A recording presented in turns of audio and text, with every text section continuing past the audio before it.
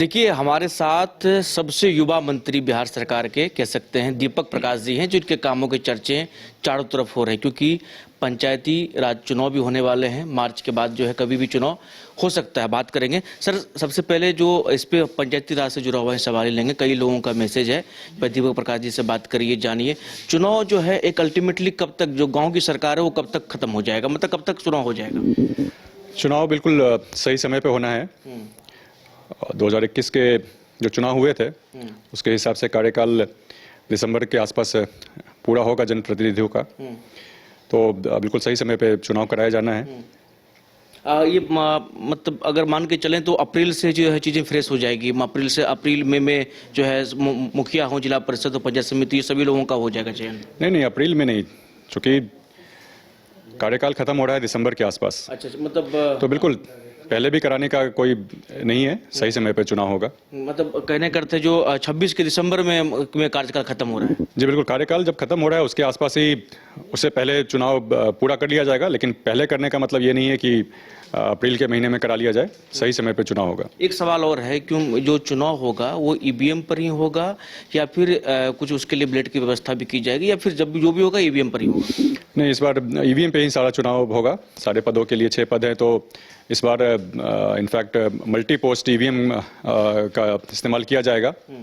6 पद हैं तो 6 पदों के लिए 6 अलग अलग बैलेट यूनिट होंगे। सबों के लिए कंट्रोल यूनिट एक ही रहेगा। चुनाव की प्रक्रिया जितनी सरल हो बेहतर होता है मतदाताओं के लिए। उस प्रक्रिया को सरल बनाने के लिए मल्टी पोस्ट ईवीएम का इस्तेमाल किया जा रहा है। चुनाव प्रक्रिया सरल तो हो ही रही है, साथ ही साथ विभाग का, सरकार का खर्च भी कम होगा इससे। चूँकि आप टेक्नोलॉजी की बात कर रहे हैं हम लोग, तो इस चुनाव में और भी कई टेक्नोलॉजी का इस्तेमाल होना है ताकि चुनाव फ्री एंड फेयर हो पाए।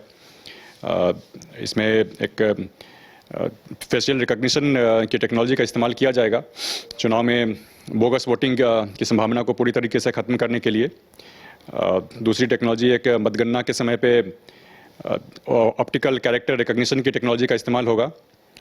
उसके माध्यम से चुनाव में किसी प्रकार की, जब मतगणना होती है तो धांधली की संभावना बिल्कुल ख़त्म हो जाती है, तो बोगस वोटिंग भी ख़त्म होगा। चुनाव में मतगणना के समय पे धांधली की संभावना भी पूरी तरीके से ख़त्म होगी, तो चुनाव में होने वाली हिंसा पे रोक लगेगा। साथ ही साथ चुनाव के बाद लोगों के मन में संदेह रहता है, काफ़ी सारे केसेस हो जाते हैं कोर्ट में, उस पर भी रोक लगेगा। तो हर तरीके से टेक्नोलॉजी का इस्तेमाल किया जा रहा है।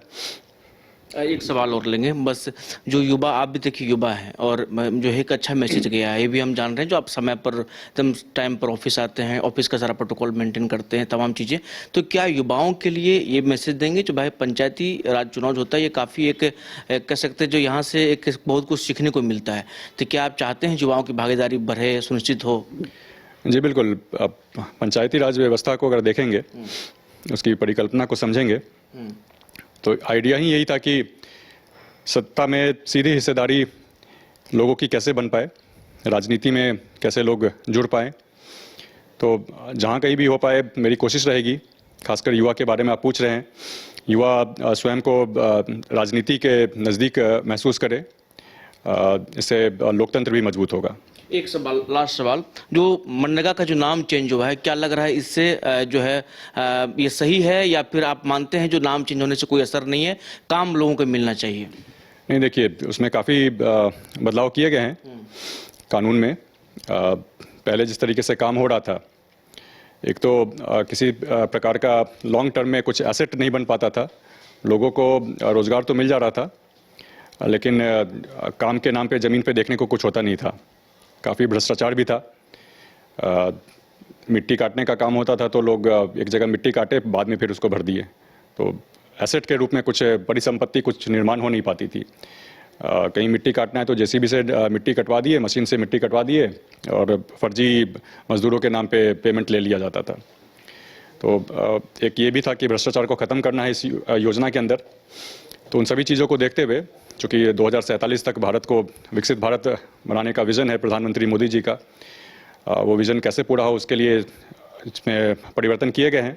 अब तो 100 के जगह पे 125 दिनों का प्रावधान किया गया है, तो लोगों को काम भी मिले, साथ ही साथ लॉन्ग टर्म एसेट भी बने देश के लिए।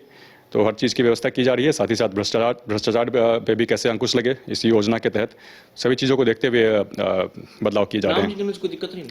नहीं, बात नाम में नहीं, आप काम पे देखिए। वैसे भी राम जी का नाम है तो नाम भी बढ़िया ही है। चलिए, तो हमारे साथ दीपक प्रकाश थे, बातचीत कर रहे थे, तमाम मुद्दों पर हमने बातचीत की, क्या कुछ कहा वो भी आपने सुना। सहयोगी राजवल्लभ के साथ अनुसूचन बाइसेस्कोप पटना। क्रिकेट के विश्व मंच पर छा रही हैं रांची की प्रतिभाएं। इन प्रतिभाओं को संवार रहा है जेके इंटरनेशनल क्रिकेट एकेडमी। अनुभवी कोच की देखरेख, सुविधाओं से लैस जेके क्रिकेट एकेडमी अनुशासन और आत्मविश्वास का विश्वास भरा सफर।